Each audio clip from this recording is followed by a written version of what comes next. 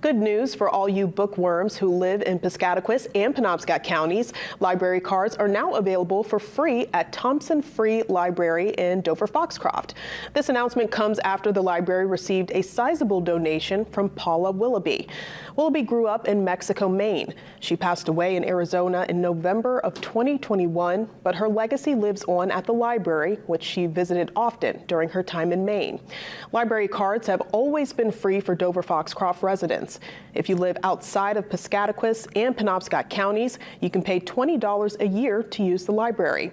John Knepp, the director of Thompson Free Library, says this funding is crucial for the library since most funding for Maine libraries come from the town.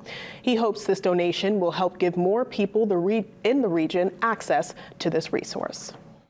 So we have more and more communities in our area without a library. Sebec doesn't have one, Atkinson does not.